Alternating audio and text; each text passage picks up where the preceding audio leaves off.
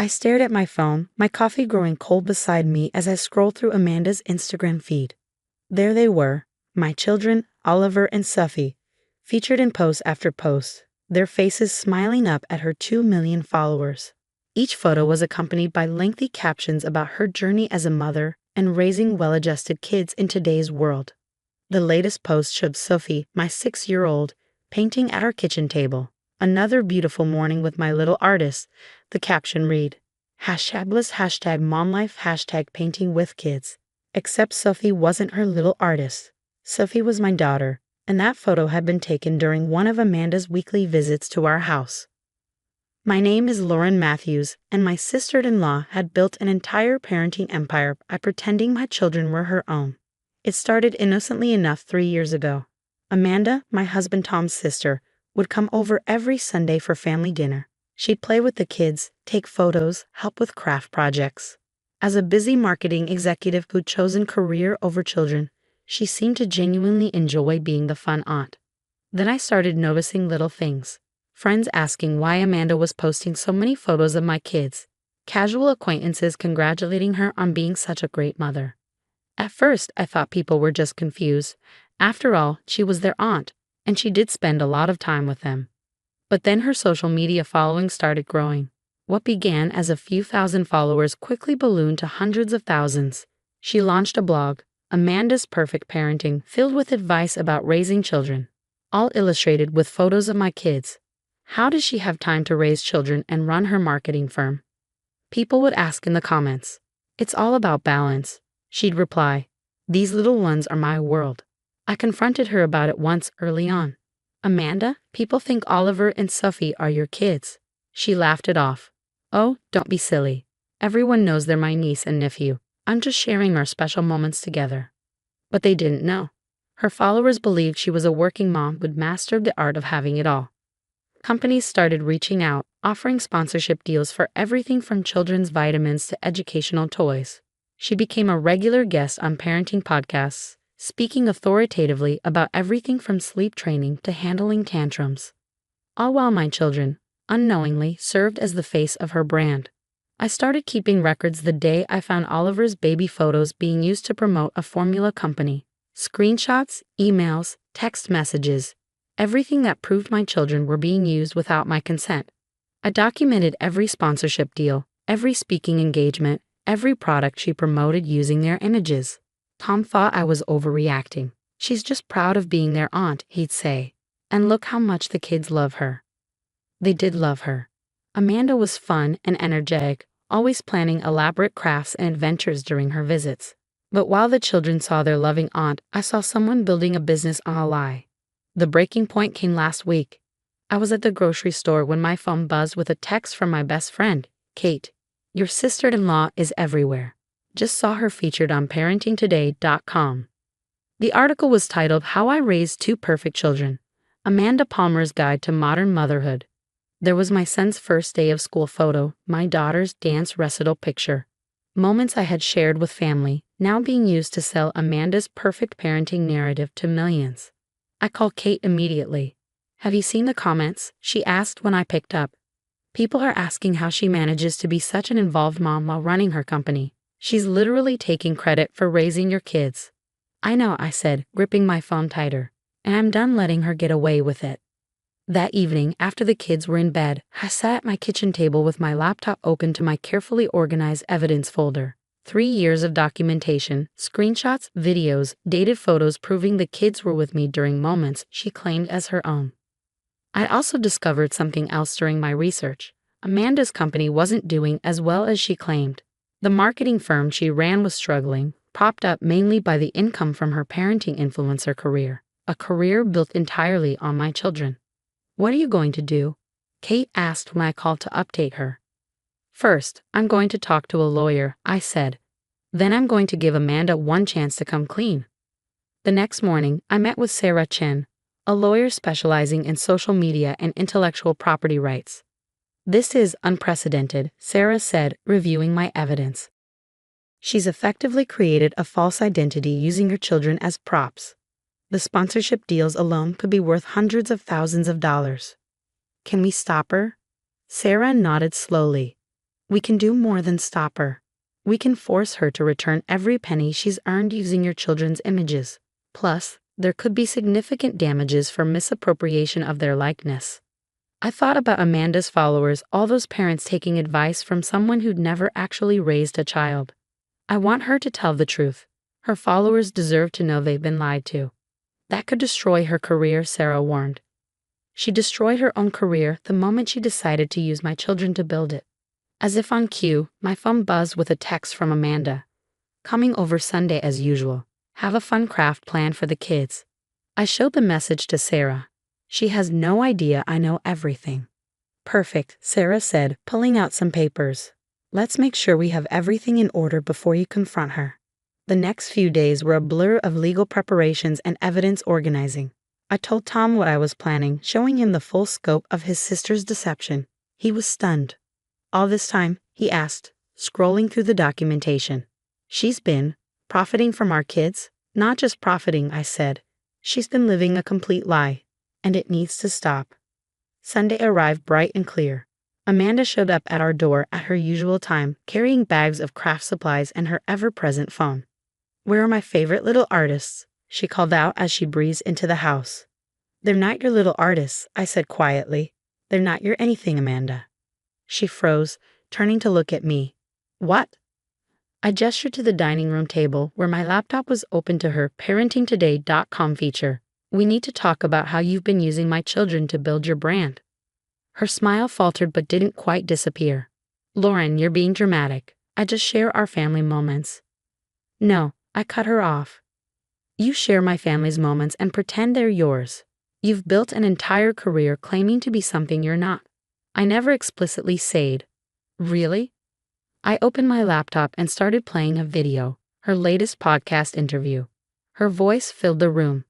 As a working mom, I've learned that quality time with my kids is what matters most. I stopped the video. Want to explain how they're your kids, Amanda? The smile finally dropped from her face. I can explain. Yes, I said firmly. You can, and you will. But first, you're going to sit down and listen to exactly what's going to happen next. Amanda sank into a chair, her perfectly curated confidence crumbling. Lauren, please, my followers. Your followers deserve the truth, I said, opening my evidence folder. Let me show you exactly what I have. For the next hour, I laid it all out. Every false claim, every misused photo, every sponsorship deal she'd secured using my children's images. I showed her the legal documents Sarah had prepared, explaining exactly how much trouble she was in. The companies you partnered with, I said, pulling up contracts. They paid you to promote products using your supposed experience as a mother. That's fraud, Amanda. Criminal fraud. Her face had gone pale, her hands twisting in her lap. I never meant for it to go this far, she whispered. It started with just a few posts, and people assumed, and then the followers started growing, and the opportunities. And you just couldn't stop lying? I asked. Couldn't stop pretending my children were yours. I love them like they're mine, she protested. I've been here every week, been part of their lives. As their aunt, I cut in. Not their mother. I'm their mother, Amanda. I'm the one who's been here every day, not just for the Instagram-worthy moments, but for the tantrums and the sick days and the middle-of-the-night nightmares. Tom chose that moment to walk in, having heard everything from the kitchen. How could you do this, Amanda? She turned to her brother, tears welling up. Tom, please. You know how much I care about the kids. Care about them? He asked, his voice hard. You've been exploiting them. Using them to make money and build your brand. Did you ever think about what this might do to them? They love me, she said weakly. Yes, they do, I agreed. Which is why we're going to handle this carefully. You have two choices. She looked up, hope flickering across her face. Option 1. You come clean, post a full confession explaining that you've been lying to your followers. Return all the money you made from sponsorships and speaking engagements. Sign an agreement never to use Oliver and Sophie's images again. That would destroy everything I've built, she whispered. Option 2. We let our lawyer handle it. The fraud charges, the misappropriation of likeness, everything. It goes public anyway, but this time with legal consequences. Amanda stood up suddenly, pacing the room. You don't understand what this would mean. My company's struggling. The influencer income is all that's keeping it afloat. I'd lose everything. You should have thought of that before you started stealing my children's identity, I said firmly. She stopped pacing, turning to face us. What about a compromise? I could say they're my niece and nephew, keep the brand but be honest about. No, Tom interrupted. No more using them at all. It's over, Amanda. She sank back into her chair, the full weight of her situation finally hitting her. How long do I have to decide? 24 hours, I said, sliding a business card across the table. That's our lawyer's number. Either you call her tomorrow with your decision to come clean voluntarily, or she starts proceedings. And the Sunday visits? She asked in a small voice. Tom and I exchanged glances. We discussed this part extensively. That depends on how you handle this, I said carefully. If you take responsibility, show real remorse, and respect our boundaries going forward, we can slowly rebuild trust. But it will take time. After Amanda left, looking shell-shocked and defeated, Tom and I sat in silence for a while. Do you think we did the right thing? He finally asked. I pulled up her Instagram feed one last time. All those perfectly staged photos of my children. All those lies about motherhood and parenting. Yes, I said firmly. She needs to face reality, and her followers deserve to know the truth. The next 24 hours were tense. Oliver and Sophie, unaware of the drama unfolding, asked why Aunt Amanda had left so quickly without doing crafts. We made up an excuse about her not feeling well. At exactly 3 p.m. the next day, my phone buzzed with a text from Amanda. I'll do it. I'll tell the truth. What followed was a carefully orchestrated process of coming clean. With our lawyer's oversight, Amanda posted a lengthy confession on all her social media platforms. She admitted that Oliver and Sophie were her niece and nephew, not her children. She acknowledged that she had built her brand on a lie, apologized to her followers, and announced she would be returning all sponsorship money. The backlash was immediate and intense. Her followers were outraged, feeling betrayed by someone they had trusted for parenting advice. Brands demanded their money back.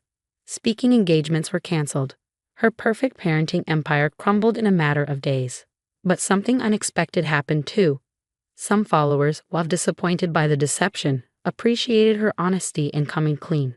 A few even suggested she pivot her platform to focus on her real experiences as an aunt who loved her niece and nephew. 6 months have passed since Amanda's confession. Her marketing firm didn't survive the scandal, but she's slowly rebuilding her life, this time based on truth. She's scaled back her social media presence, focusing instead on actual marketing work for small businesses. Our relationship is different now. The Sunday visits haven't resumed yet. We're all still processing and healing. But she sends cards to the kids, and we send her photos occasionally with the strict understanding that they're not to be shared online. Last week, she sent me a letter. Lauren, I've been doing a lot of therapy trying to understand why I created this elaborate lie. The truth is, I was jealous. Not just of your beautiful children, but of the life you've built. I convinced myself that borrowing your family for my social media wasn't hurting anyone. I was wrong. I miss Oliver and Sophie terribly, but I understand why we need this distance. I'm working on being someone worthy of being in their lives again. Not as a fake mother for Instagram, but as a real aunt who respects boundaries and tells the truth. Thank you for giving me the chance to come clean on my own terms. I didn't deserve that kindness. Asterisk Amanda. I showed the letter to Tom, who read it thoughtfully. Do you think she's really changed? I think she's trying, I said. And that's a start. Yesterday, I deleted all my screenshots and documentation. I don't need them anymore. The truth is out there now, and keeping evidence of Amanda's deception won't help us move forward. Oliver asked about her this morning, wondering if Aunt Amanda would come do crafts again someday. I told him maybe when the time is right, because the truth is, she does love them. She just needed to learn how to show that love honestly, without turning it into a performance for social media. The whole experience taught me something important about social media and parenting. It's so easy to get caught up in presenting a perfect image and turning family moments into content. But real parenting happens in the messy, unfiltered moments that never make it to Instagram. The midnight comfort sessions, the proud but unphotogenic milestones, the quiet moments of connection that mean everything but photograph as nothing special. Amanda's perfect parenting empire was built on stolen moments and lies. But maybe somewhere in this mess, she's finally learning what real family means. Messy, Imperfect, but true. As for me, I still take plenty of photos of my children, but I'm more thoughtful now about what I share and why. Some moments are just for us. Perfect in their privacy, beautiful in their authenticity. And that's worth more than all the Instagram followers in the world.